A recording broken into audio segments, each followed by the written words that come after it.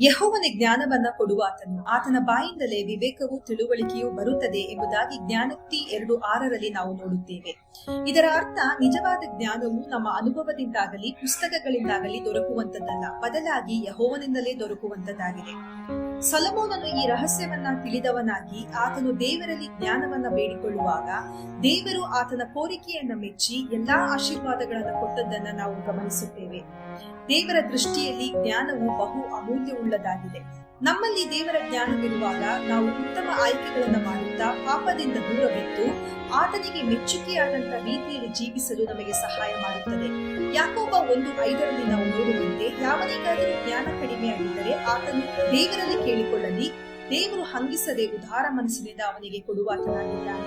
ದೇವರ ಜ್ಞಾನವಿಲ್ಲದೆ ನಾವು ಅನೇಕ ವಿಷಯಗಳನ್ನ ತಿಳಿದಿದ್ದರೂ ಸಹ ಸರಿಯಾದ ಮಾರ್ಗದಲ್ಲಿ ಹೋಗಲು ಸಾಧ್ಯವಿಲ್ಲ. ಆದರೆ ದೇವರ ಜ್ಞಾನವಿದ್ದರೆ ಸರಳ ವ್ಯಕ್ತಿಯೂ ಸಹ ಶಾಂತಿಯುತವಾಗಿ ಆಶೀರ್ವಾದದಾಯಕವಾದ ಮತ್ತು ಉದ್ದೇಶಪೂರ್ವಕವಾದ ಜೀವನವನ್ನ ಜೀವಿಸಲು ಸಾಧ್ಯವಾಗುತ್ತದೆ.